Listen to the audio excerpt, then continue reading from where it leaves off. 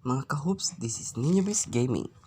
Russell Westbrook has been mentioned in a ton of trade rumors throughout this NBA offseason. He has reportedly requested a trade from the Houston Rockets. Although nothing serious has happened yet, could the Utah Jazz end up being a potential trade destination for him prior to the start of the season? There is a good chance that the Rockets could end up keeping Westbrook to start the season.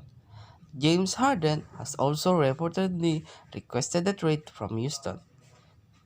If they start the season hot, perhaps they could convince the two to stick around. Last season, in his first year with the Rockets, Westbrook ended up averaging 27.2% per game, to go along with 7.9 rebounds and 7.0 assists. He shot 47.2% from the floor and 25.8% from the three-point line. However, should the Rockets choose to trade him, the Jazz can offer a very intriguing trade package.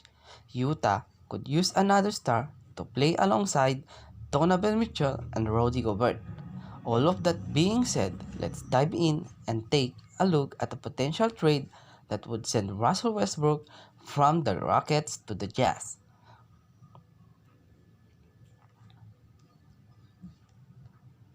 This is the scenario of the trade.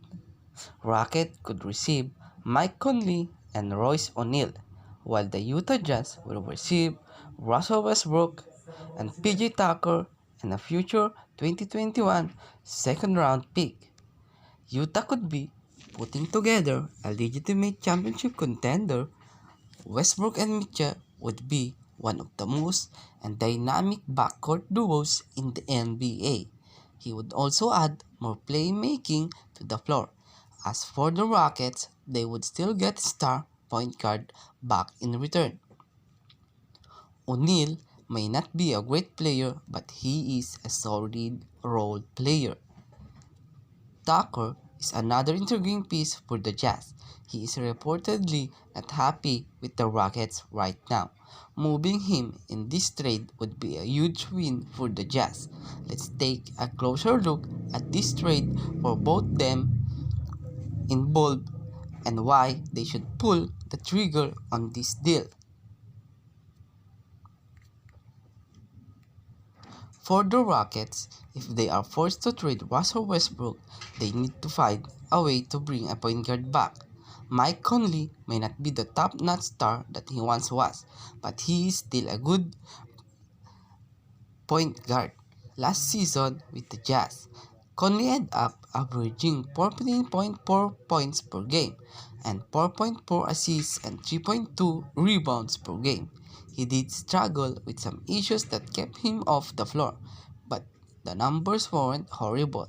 With a bigger role, Conley could bounce back a bit. The only negative here is that Conley is 33 years old. He is in the later stage of his career and is not certainly in his prime. O'Neal is a solid role player that would fit with the Rockets. He chipped in 6.3 points per game and 5.5 rebounds and 2.5 assists per game. In addition to those numbers, he shot 37.7% from the three-point line. Both of these guys would play roles with the Rockets.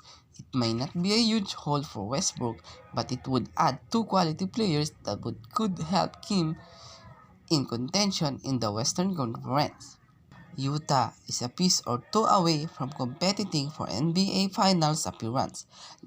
They gave the Denver Nuggets a run for their money in the first round of the playoffs. Adding a guy like Russell Westbrook could take them over the top. Donovan Mitchell is one of the top rising superstars in the game. He is the face of the franchise and would remain in that role even with the addition of Westbrook. However, the addition of a fellow superstar would take a ton of pressures off of him.